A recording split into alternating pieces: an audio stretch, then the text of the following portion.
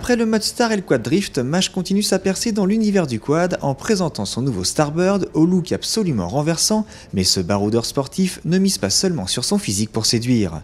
À mi-chemin entre un TGB Target et un Can-Am Renegade, le Mash Starbird est un véritable Casanova mécanique qui vous hypnotise d'un simple regard, mêlant sensualité et agressivité, sa face de cobra sertie de 4 feux lenticulaires cristallise l'attention et donne envie de se jeter au guidon.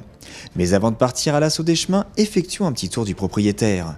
Côté équipement, treuil électrique, boule d'attelage, petit bumper avant, porte-paquet arrière et rangement situé dans le silencieux droit factice. Au niveau des commandes, nous retrouvons un démarreur électrique doublé d'un lanceur, une touche override, un frein de parking type cuillère et un levier de vitesse avec gamme courte, gamme longue et marche arrière. Le passage en 2 ou 4 roues motrices s'effectue via un autre levier positionné sur le flanc du réservoir. Le tableau de bord est composé d'un gros contour à aiguille et d'une fenêtre numérique affichant l'heure, la jauge à essence, le kilométrage total et le kilométrage partiel. Les informations sont peu lisibles, mais l'ensemble est très élégant, à l'image des superbes jantes aluminium de 12 pouces chaussées de pneumatiques Kenda. Bien creusée et spacieuse, l'assise est parfaitement secondée par les amortisseurs indépendants spécialement développés par la Cima. Ce système de suspension Air-Wheel s'inspire des modèles Evo que nous avions découverts sur les dernières générations de TGB. Il est maintenant temps de mettre en route le monocylindre à refroidissement liquide de 522 cm3 qui équipe le Starbird, une motorisation 4 temps, simple arbre à cam en tête développant 43 chevaux. À bas régime, le moteur fait preuve d'une belle vigueur et distille une sonorité valorisante, mais il ne se démarque pas forcément de la concurrence. Le Starbird prend véritablement son envol passé la mi-régime grâce à son allonge surprenante.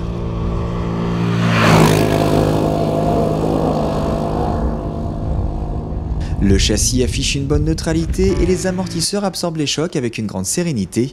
Pour ne rien gâcher, le train arrière ne demande qu'à partir en dérive au moindre coup de rein et la puissance des freins met en confiance. Le tableau se noircit un peu au moment d'entamer les passages techniques en raison d'une certaine lourdeur de direction.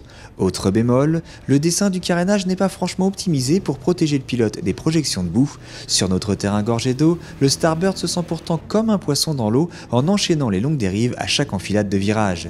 Les amortisseurs indépendant assure un bon contact avec le sol sans créer de roulis intempestifs et le châssis offre un excellent contrôle du véhicule dans toutes les situations. Après le carton de Mash en moto 125, la nouvelle marque imaginée par la Cima possède de nombreux atouts pour faire parler d'elle sur le marché du quad.